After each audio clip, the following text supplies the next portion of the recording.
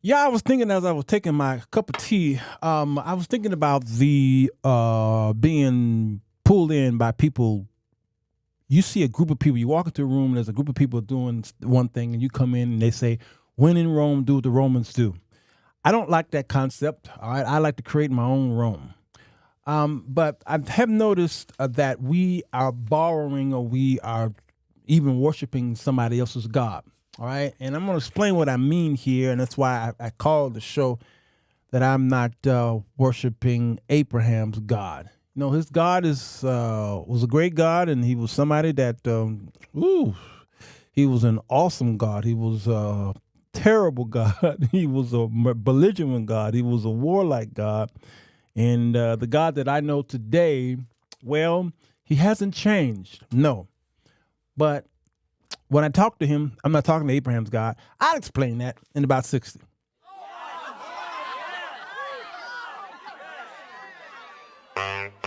Report live, 7 days a week, always on time, but his time is not free. Sirwalterj Jones, always on fleek. Latest trending topics, had you jumping out your seat. Controversial subject, others can't touch it. Community full of people throwing rocks from the bunkers to politics, finance, music, and religion. Stirring up the poverty, bring healing to the village. Son named Walter, daughter named Rebecca. Grew up on the south side, who knew it better. Sirwalterj Jones, from the Tribeca. He got something to say, put your hands together.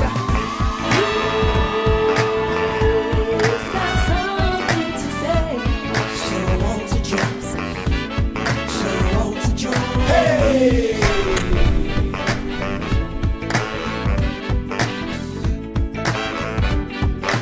Come on in, the water is fine. The water's fine.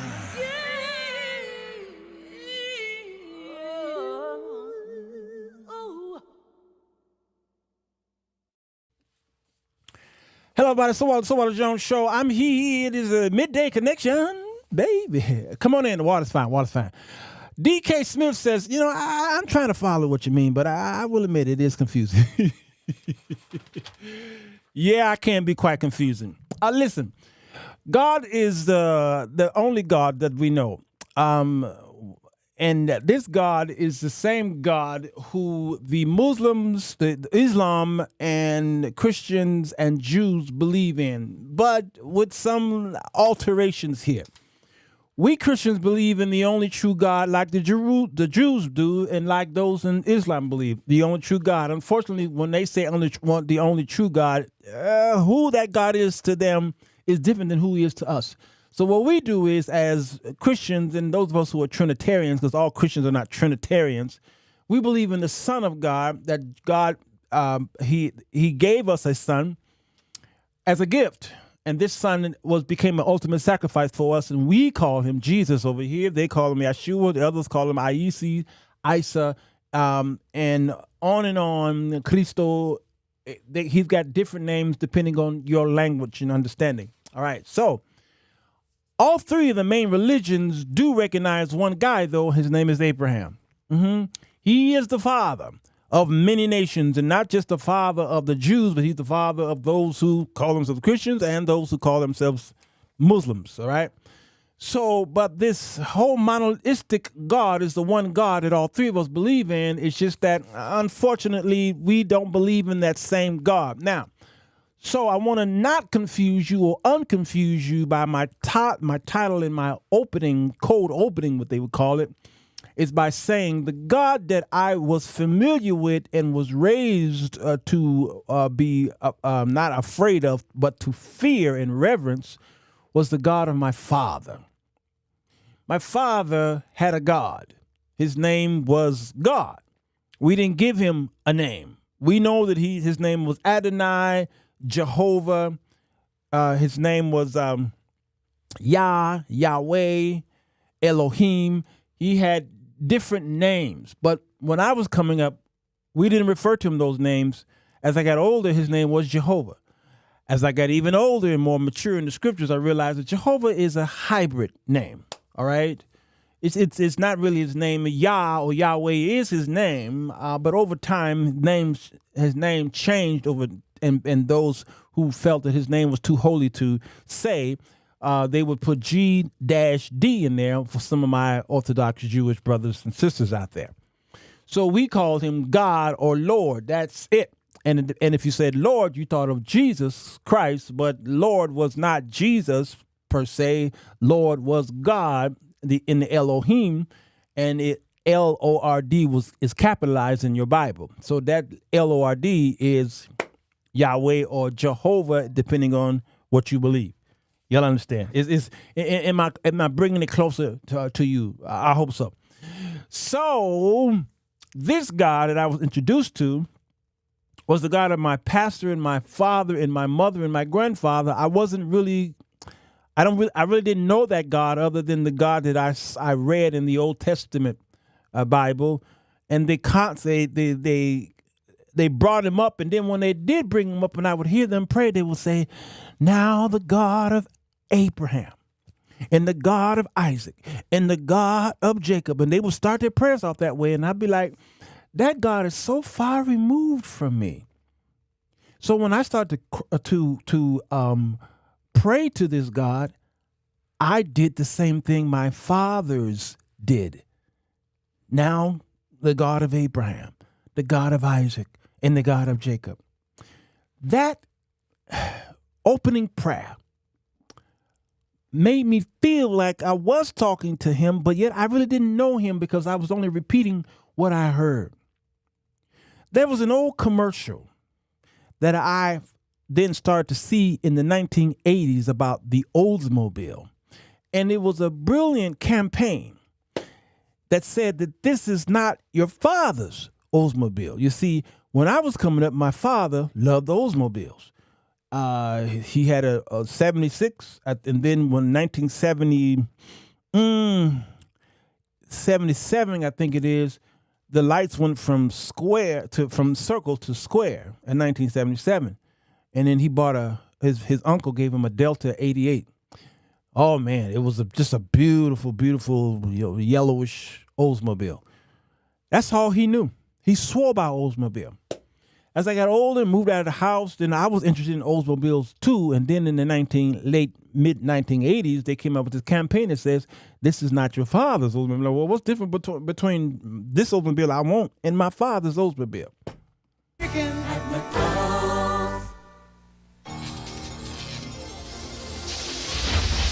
1990, a new generation comes of age. The Oldsmobile Silhouette, the exciting new Cutlass Supreme convertible, the totally new Cutlass Supreme 40, the new 88 Royale, the new long look of the Tornado Trofeo. This is not your father's Oldsmobile. This is a new generation of Olds. This is the new generation of Olds. Then I got it. I said, oh, I see what y'all doing. You're trying to make the car more palatable, more interesting to my generation. And so I'm looking at the drop tops, and I mean, it was like, wow, this is not my father's Oldsmobile. Blessed to see Daniel Collins. Long time no see. We missed you over here. This is not my father's Oldsmobile. And so I began to dig into the scriptures for myself, and I discovered who God was for me. He was not the God of Abraham, Isaac, and Jacob. He became my God. See, my brother Larry had that Delta 88. Yeah, until it's no more. Right? So this God now became my God, and then what I started doing was singing that tune. This is not my father's God. And I can talk to him, that God, in my car, in my closet, while I'm walking in the park, while I'm cooking in the kitchen, while I'm taking a shower. I now talk to that God. So then when I pray, I say, God of Walter Jones, let me talk to you. Because he's not so removed from me anymore. He is now with me because he now lives in me, not just living in my mother and my father and my pastor. Y'all understand what I'm saying? When you get a personal relationship with God, then your prayer change, your attitude towards God change, and your love for God changes as well. When I used to rent cars, I don't rent them anymore. I own my own car. Thank God it's finally paid for. But when I was renting cars, I was running those cars down all kind of hills, and I was pushing it, boy. I was pushing it, and I didn't care if it was dirty. I was tearing that car up. I sure was. Yeah, he go on and say it, Larry. I was tearing that car up. Why? It wasn't mine. I rented it. I got insurance on the car, but I didn't care what happened to the car. I'm insured. It ain't mine. It's going to be somebody else's problem when I drop it off. One time I did it. Somebody threw a rock and then bust the windshield out, and I was like, you know what? This is y'all's problem, not mine. All right? When I finally bought my car and I drove it off the lot, I put the seatbelt on. I put both hands on the wheel. I checked the rear view mirror. I checked the side mirror. Checked that right mirror. I put it in drive really slowly. I put my foot on the gas slowly and delicately. And I drove the 12 and the 3. And I drove like a grandmama all the way home. People's behind me going, honk, honk, get out of the way. I'm like, no, I'm good. Why was I being so delicate with that car? It's now mine. And I drove it to the house and I made sure I washed it as often as possible. I shined it. I went to Walmart and got some nice freshy stuff. I made sure I had it vacuumed. Woo! Oil changes, faithful. And I still do that today. Why? It's mine. This is how I approached Abraham's God. Who is he? I guess he's going to do these things for me because my daddy told me to pray this way, blah, blah, blah, blah, blah. And then when I started having my adult problems, I said, no, I need my God. Mm-hmm. Y'all understand what I'm saying now? Amen. Patricia Knox, blessings to you. Y'all get it now? So, right here, I'm going to show y'all something. Compliance. I'm going to show y'all a compliance video, and I'm going to show you how we are herd mental folks. There's a group of people, maybe you guilty of this, that you walk into a room and you typically do things because other people do it. You follow the leader. My brother Larry, who was here, maybe he gone now. We would play games with the people in public. We would walk outside and look up. You just look up and point. And all the people, white folks would, would walk past us and they would just look up. They all just looking up. Everybody who walked by, they just looked up and they pointing. Do you see it? No. And me and my brother, we would crack up. So here's the experiment here. And let me know if this is your church and if this is you. The three people on the left are actors. They've been briefed to stand or sit when they hear this. Everyone else that's brought in is a genuine shortlisted applicant. They've been given no instructions other than to fill out their forms. My team and I were secretly watching from another room.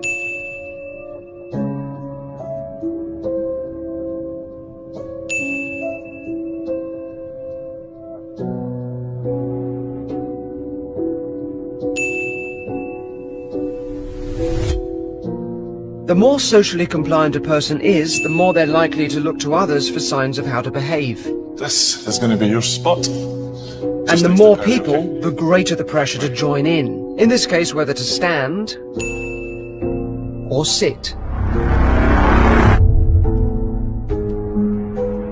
Those people that didn't follow the crowd were removed. I think we have to lose Amy, sadly. Amy, come with me. Once we had a full house. They got rid of Amy. Notice they got rid of Amy. Amy is me. She would not stand no matter what, no matter how many people that was in that room noticed Amy never stood. That's me, y'all. That's the way I act when I come to y'all's churches. I don't jump up and down like y'all. We got rid of the actors, leaving us with a room full of compliant people standing up and sitting down, even though nobody told them to do this. Nobody told them to do it. Pavlov's dog. Nobody told them to do it. So when people tell you about their belief in the scriptures or in their denomination or anything, they're doing it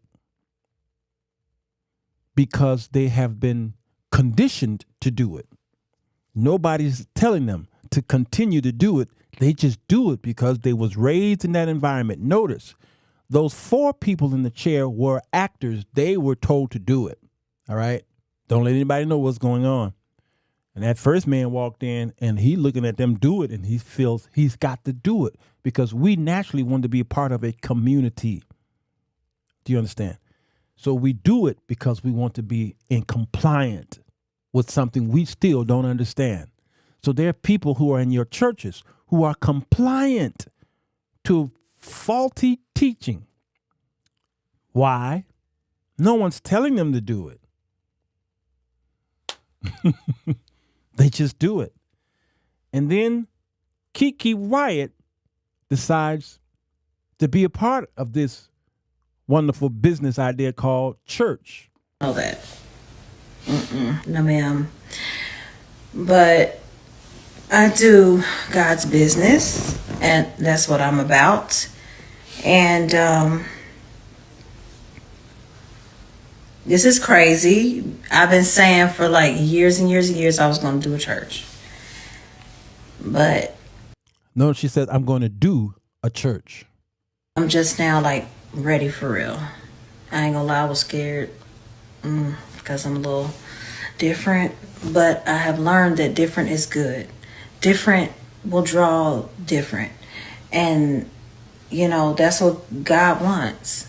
And like, I feel like if I'm a light, right? And I walk in a room full of light, you can't see my light because the room's full of light. But if I'm a light and I walk in a room full of darkness, you're going to see that light and it's going to be very bright, right?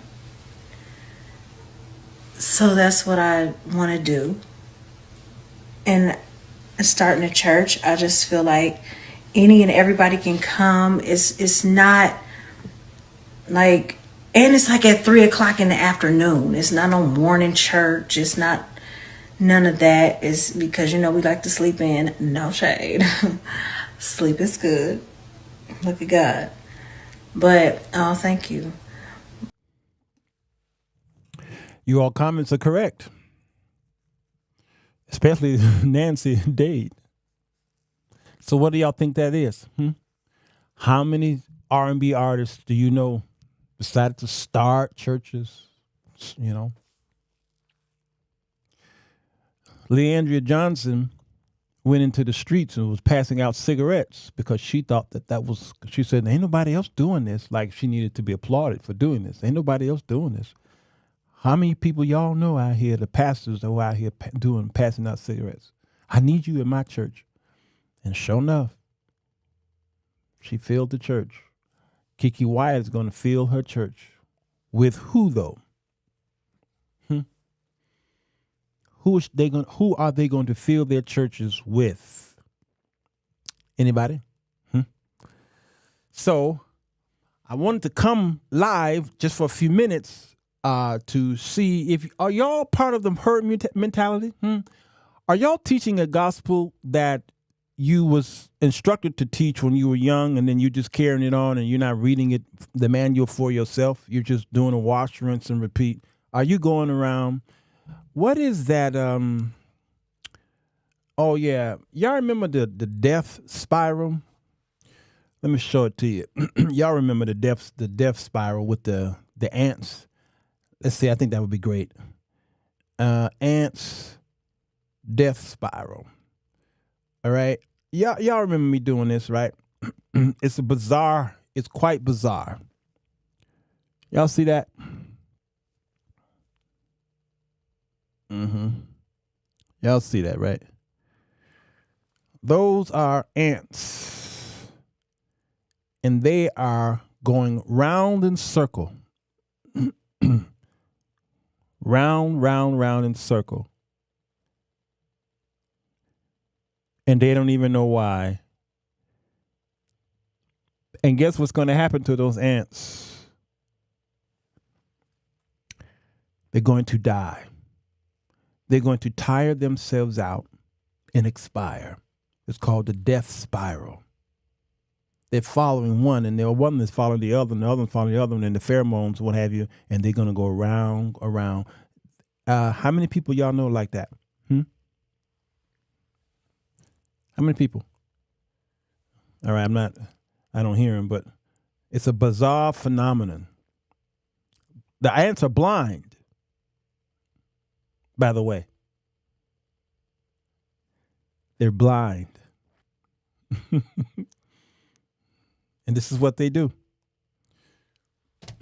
Jesus said that the Pharisees were blind, but they didn't know that they were. Y'all get it now? I knew what 8 years old pastor was lying, and it took me years of searching and being misled to finally study for myself. Yeah, K.D. Johnson, I know. I can't argue with that statement at all.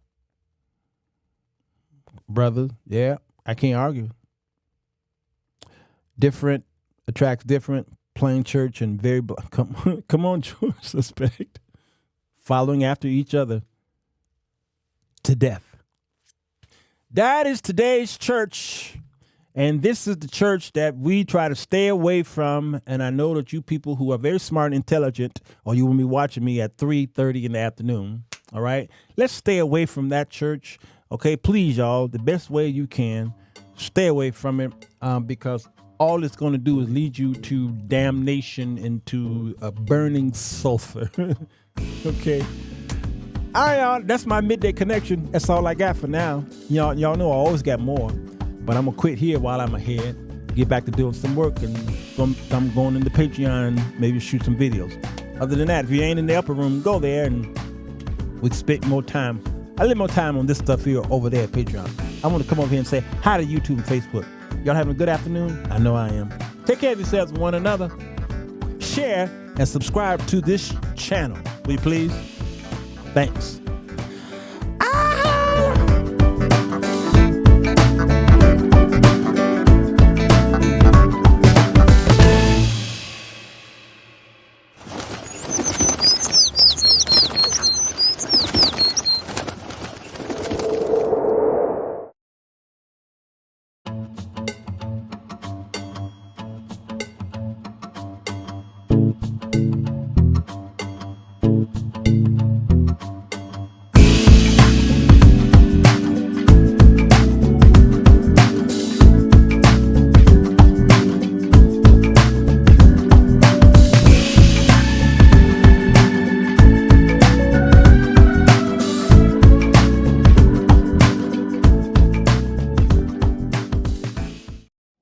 Fellas, does it seem like you can't get a good woman? Ladies, wonder why you can't keep a man? Then read The 4 Women That Men Desire, Volume 1, by Sirwalterj to figure out how to break the cycle. Go to Amazon.com to get your copy today. Goodbye.